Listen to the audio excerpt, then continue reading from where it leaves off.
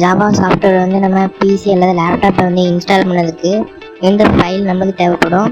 இந்த ஃபைல் வந்து இந்த வீடியோ டெஸ்கிரிப்ஷனில் என்னுடைய டெலகிராம் லிங்க் இருக்குது. அதுக்குள்ளே போய்ட்டு நீங்கள் டவுன்லோட் பண்ணிக்கலாம். பண்ணிவிட்டு உங்கள் பிசி அல்லது லேப்டாப்பை வந்து மூவ் பண்ணிடுங்க. மூவ் பண்ணிவிட்டு இதை வந்து எக்ஸ்ட்ராக்ட் பண்ணணும். ரைட் கிளிக் பண்ணி எக்ஸ்ட்ராக்ட் ஹியர்னு கொடுங்க. இப்போ எக்ஸ்ட்ராக்ட் ஆகிட்டு இருக்கு.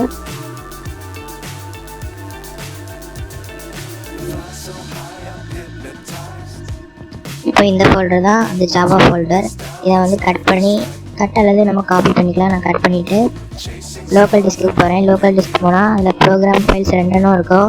இதில் ஏதாவது ஒரு ப்ரோக்ராம் ஃபைல்ஸ் வந்து ஓப்பன் பண்ணுங்கள். ஓப்பன் பண்ணிட்டு இதில் வந்து ஒரு நியூ ஃபோல்டர் வந்து க்ரியேட் பண்ணணும்.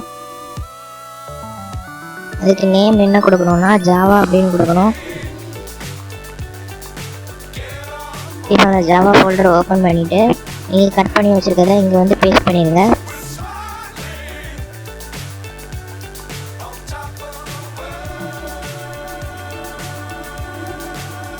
அவ்வளோதான். இப்போ நம்மளுக்கு வந்து இன்ஸ்டாலேஷன் பார்ட் வந்து கம்ப்ளீட் ஆகிடுச்சு. இனி வந்து செட்டப் பார்ட் தான். அதுக்கு வந்து ஃபஸ்ட்டு உங்கள் லேப்டாப்பில் அது பிசியில் உங்கள் கமாண்ட் ப்ராம்ப்ட் வந்து ஓப்பன் பண்ணுங்கள். ஃபஸ்ட்டு இதில் வந்து நம்ம செட் பாத் வந்து பண்ணணும். அதுக்கு செட் ஸ்பேஸ் விட்டு பாத்துன்னு கொடுத்துட்டு ஈக்குவல் டு டபுள் கோட் வந்து ஓப்பன் பண்ணிடுங்க. ஓப்பன் பண்ணிவிட்டு இதில் வந்து நம்ம ஜாவா எங்கே இன்ஸ்டால் பண்ணோமோ அந்த லொக்கேஷன் வந்து இங்கே பேஸ்ட் பண்ணணும்.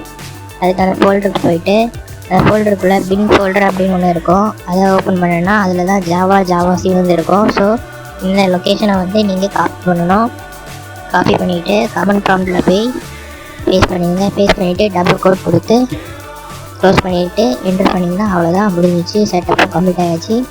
இனி ஏதாவது உங்களுக்கு ஜாவா ஃபைல் வந்து கம்பைல் அல்லது ரன் பண்ணணும்னா இதில் நம்ம பண்ணிக்கலாம். தேங்க்யூ.